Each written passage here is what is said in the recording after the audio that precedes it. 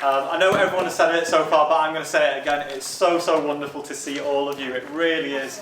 It's a real pleasure to be together like this. And I know we've been able to be together, haven't we? A little bit over the last couple of months physically. And it's been great to do that. You know, God's presence is here now with us, just as He's been with us as we've been meeting in the park, as we've been kind of meeting in gardens, doing lots of different things over the last few months. It's so wonderful. You'll be pleased to know, don't worry, I'm not going to speak for too long this morning. Kids, you might want to listen in a little bit. You've got some really cool worksheets that Kath's put together for you as well. So we're going to be talking about 3 different kind of phases. And you've got a sheet for each of those different phases that I'm going to talk about today. But yeah, just to reiterate how great it is to be... No, I'm fine. How great it is to be together. So, yeah, I just wanted to reflect a little bit on the last 18 months. It's a bit of a challenge to do that, isn't it? But a verse that really struck me from 1 Chronicles 12:32. The men of Issachar understood the times in which they lived, and they knew what to do. They understood the times. And I thought it'd be great for us to reflect a little bit on the times that we've been living through. And know what we need to do, and understand the season in which we're living in. And recently I heard a guy speaking about kind of emergency response after big disasters. He worked in that kind of area, went to events like Haiti and different events across the world. And he was talking about the 3 different kind of phases that we experience through, a natural disaster. And I know what the last 18 months has been something completely different to that, but I think there's some parallels to take from that.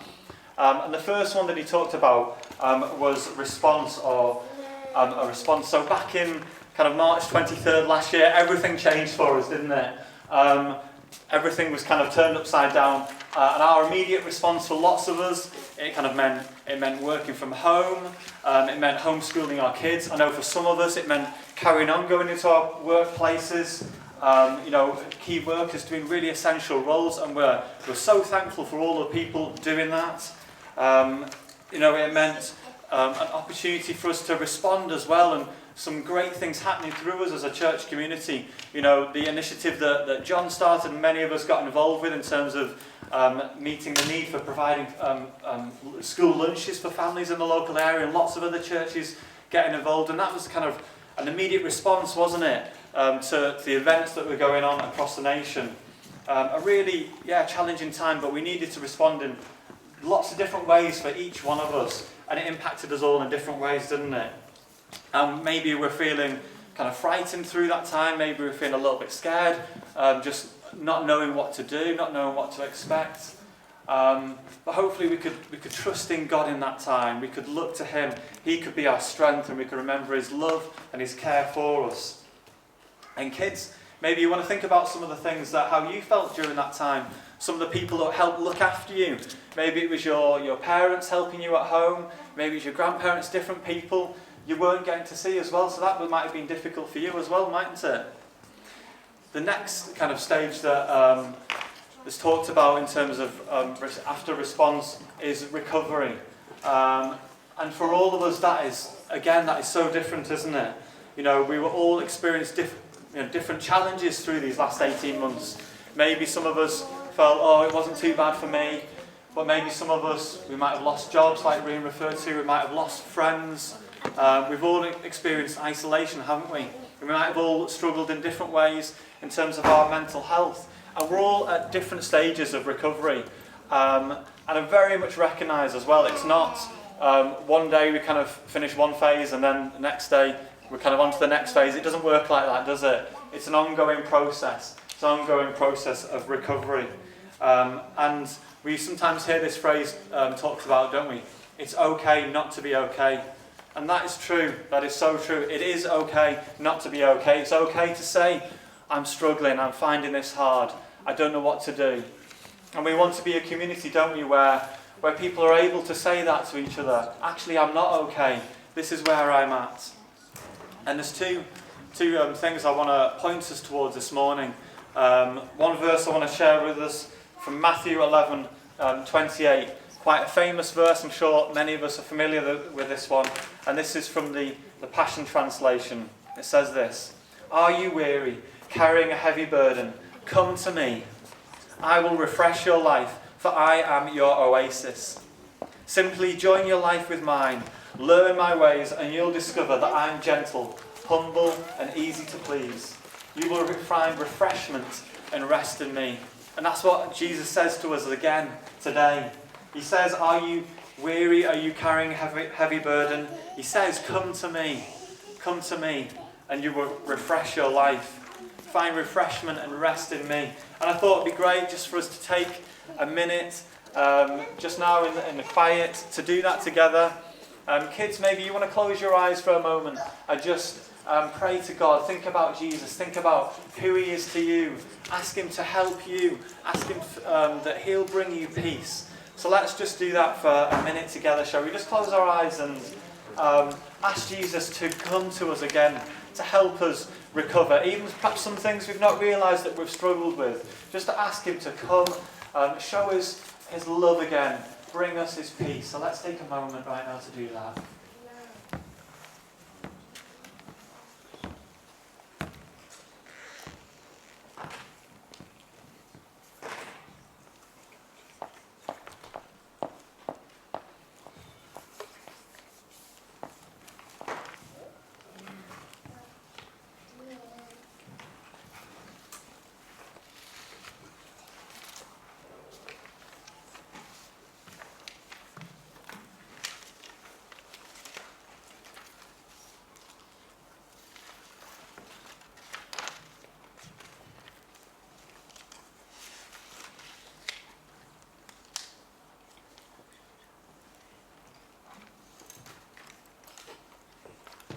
Thank you, God. Thank you, Jesus. Another thing I just want to point us towards as well is the opportunity for us all to tell our stories and to talk to each other about the different things that we've experienced over the last 18 months. They might be struggles, they might be challenges, they might be things that we want to give thanks to God for as well. And actually, I was reminded of something that we've got as a church this morning. Over there on that table over there, you'll see there's a little book, and it's our kind of answered prayer book. We've not used it very much actually at all. We've got one prayer in there at the moment. And what would be really wonderful as well is if maybe some people after or in future weeks wanted to write down some of the things in there that they're thankful for, some of the prayers that God's answered for you, some of the things that you want to thank God for over these last 18 months. And just an encouragement as well to, as we're meeting together here, as we're meeting in different contexts, let's ask each other, how have things been for you? Let's hear each other's stories. Let's take opportunity to pray for each other, bless one another, build one another up. God has done so many exciting and wonderful things as well over the last 18 months, hasn't he? And in that song we were singing this morning, Waymaker, even though you don't see it, he's working. Even though you don't feel it, he's working. I really believe that today. I really believe that God has been powerfully on the move over the last 18 months. And a lot of it we've not seen. A lot of it we might not have felt, but he has been moving. He has been working in this time and this season. The last stage that this guy talked about that we see after big events is the stage of rebuilding. And as I say again, it's not that we one day finish recovery and then we start rebuilding. I recognise we're going to be recovering, aren't we, in different ways for probably in some years to come, in kind of economically as well across the nation. But rebuilding is this next stage. And obviously, I'm not really thinking about physical rebuilding. We've not seen lots of houses fall down as a result of this pandemic, but we do need a rebuilding though, don't we? We need a rebuilding of our society. We need a rebuilding of community. We need rebuilding of church. The church hasn't been destroyed, but we still need to re-establish, we need to rebuild, and we want to build again as church family. And I really believe that as we rebuild together, as we come into this phase of rebuilding, re-establishing, that will aid our recovery too. That will take us forward in what God has for us in the future. And I was thinking about different metaphors for rebuilding. You could think about maybe like the rebuilding of St. Paul's Cathedral after that was damaged in the Second World War, the rebuilding of the Twin Towers maybe. But the one that came to mind, funnily enough, was one from the Bible. And kids, you've got a sheet on rebuilding. Maybe you want to draw something for us this morning. Maybe you want to build us a castle or a wall, something like that. The story that I was drawn to was a story from the Bible. I'm not sure if anyone's familiar with the book of Nehemiah. So there was this guy called Nehemiah. He wasn't living in his hometown, he wasn't living in Jerusalem, he was living away from there. And he was working, it was a pretty cushy job. He was working for the king as a cupbearer. But he heard about a disaster in Jerusalem, that the walls of Jerusalem have fallen down. And when he heard about that, he was so upset, he was so sad to hear about that. He was mourning. And he was really sad. But you know what he did next? In the first chapter in verse 4 it tells us that the next thing he did after being sad and upset and mourning, he fasted and he prayed. He went to God. He didn't delay, but he went to God. He trusted in God. He looked to God. And even in verse 5 then as well, he goes on to praise. I think this is a reminder for us, isn't it, of the importance of coming to God in prayer and praise. Realigning with who our thoughts, with who God is, that He is wonderful, that He is glorious, that He is in control, that He loves us, that He is all-powerful. And Nehemiah did an amazing thing. In chapter 2 of the book of Nehemiah, we read that he did what would have been a really scary thing and dangerous thing for him. He went to the king and he said, I want to go back to Jerusalem. I want to see those walls rebuilt. And he was risking his life by going to see the king and doing that. The king could have sent him away, the king could have had him killed, all sorts of things. But he knew that God had put something on his heart to see those walls rebuilt. God had put an eternal purpose on his heart. And I trust for us as well that God has put something on our hearts that we can see our communities rebuilt, built back up again. Maybe for some of us as well, even we feel that our faith is struggling after everything that's happened. We can see our faith rebuilt. We can see church rebuilt, re-established. So I just really believe there's lots for us in the book of Nehemiah. Maybe we can look at that more in the months to come. But Nehemiah, I think, is a great example to us. And how do we want to rebuild? Psalm 127 verse 1. Unless the Lord builds the house, the builders labour in vain. We want to build with God, don't we? With Jesus. We want to build as well. We've heard this lots over the last 18 months. We want to build with discipleship and mission, with those as our lenses, with a focus on discipleship and mission. And in this time as well, we want to look at church again, reimagine how we do church, look at it afresh. We want to be effective in how we disciple one another, how we are missional in our local communities. So things perhaps will look different in the weeks and months to come. We want to come to God, we want to hear from God, and we want to pursue that together as a community. And I just want to say that each and every one of you we believe such a key part to play, and each and every one of you bring something different. And in a few minutes, we just want to take time to kind of reflect and respond on that. So maybe be thinking about that, how you want to help us rebuild. And just to touch, I suppose, on a few of the things that have been on our hearts as a leadership and how we see rebuilding. We really believe that our huddle small groups will play a key role in that, and us discipling one another, meeting together in the coming months. So we want to encourage us in that, in our meeting, in those little small groups of 3s and 4s, those huddles. We really believe they will play a key role. And as well, with lots of amazing stuff happening over the last 18 months in terms of us connecting locally in our local streets. And that's really exciting. We want to build on that. And we want to start doing some things that we used to do that we couldn't do over the last 18 months as well. I know that we're really excited about restarting Revolution Youth in September.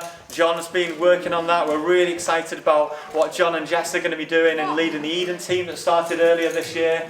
So we're really super excited about that. That'll be starting in September. That'll be a great way for us to reach out as a missional community into our local area.